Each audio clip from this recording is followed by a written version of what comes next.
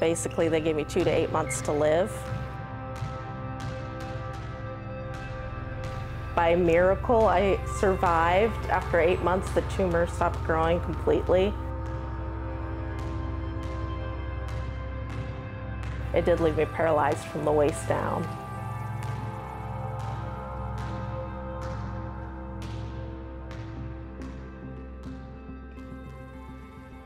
I grew up in a really small town in Michigan in the middle of nowhere. I didn't have any sort of adaptive sports around me.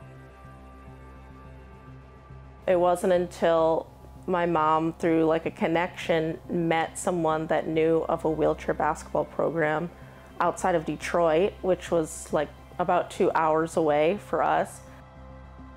I remember rolling into the gym and seeing a ton of kids in wheelchairs, and I finally had a way to play a sport that I really loved in a way that worked for me and like for my body and how it was.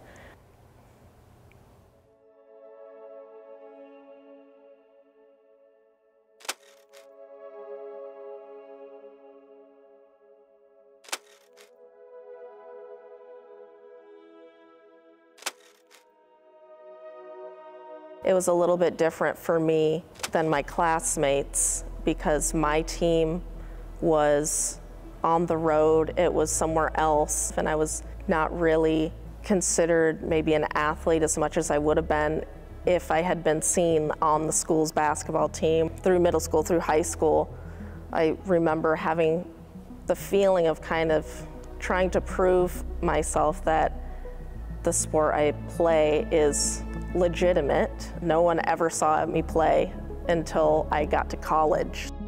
At the time, there were 4 or 5 colleges around the country that offered women's wheelchair basketball teams, and I was recruited by all of them.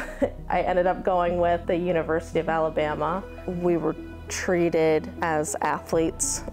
It was a really cool experience to be able to compete at that level and see the standard that should be set for if you want to get to that next level, which eventually I wanted to compete in the Paralympic Games. Being able to represent my country on that scale, because that is such a huge event. Not many people make it to that point, and so I was really honored to be on that team and see just the scale of it. It was bigger than anything I'd ever seen before. After I competed there, I decided to really put all my focus into basketball. And so in 2013, I tried out and ended up making the Paralympic squad. Just being there in the first place was an accomplishment for me. But then we ended up making it all the way and winning the gold medal, which was like a childhood dream come true for me. For the USA, wow, 3 golds in 4 Paralympic Games, and they claim the gold, and congratulations to them. There has been no better team here on overall performance. The USA, Mike, superb stuff. Absolutely. It was incredible to think of like where I came from to that moment, and like being able to accomplish that was amazing. After Rio in 2016, I graduated with my master's in marketing. I decided it's probably time to start my career.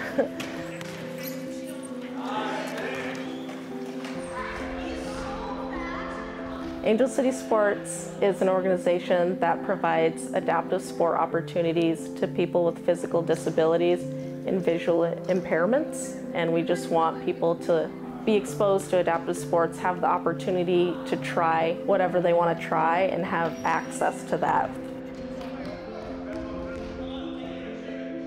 I am the marketing manager. It's really special to be in this position, being able to help expose these sports and these ideas to the community, disabled and non-disabled, is really special to me, and I'm glad that I get to be part of it. It's kind of a full circle moment.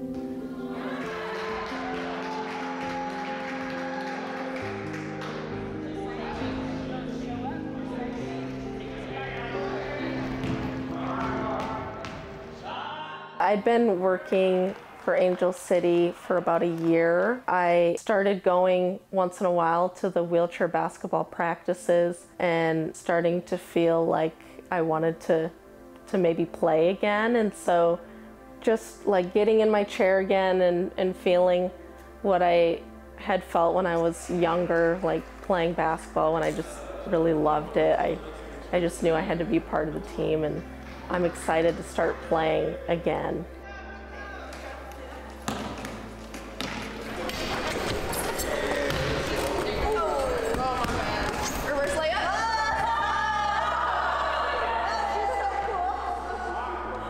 This team being the only women's team in California is surprising to me. I would think the opportunities would be even greater here. It should be more accessible for everyone, because for me and for other people with physical disabilities, like going down to the local gym, I can't play a pickup game with the people there, obviously, because they're not in wheelchairs. And so the fact that you kind of have to travel to participate in sports, number one, that's expensive, and that's just simply not an option for most people. I think the competition part is really important too, because to be able to get into that competitive mode and like be an athlete, I think that's really special, and I think everyone should have that opportunity if that's what they want to do.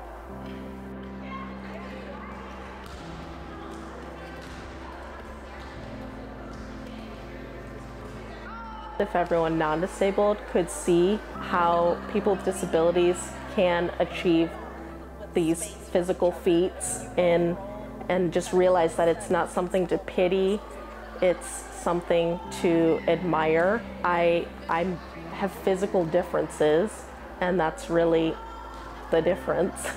I've learned ways to adapt and overcome kind of some physical limitations to be able to compete and play how I want to play. And I think for other people that maybe aren't associated with disability in their life in any way, just to be able to see that on TV at the Paralympics, or to go to a local wheelchair basketball event and be able to witness these sports and things and not feel bad about it, but be like, wow, this is really competitive and this is amazing to watch. I think that would be the dream scenario.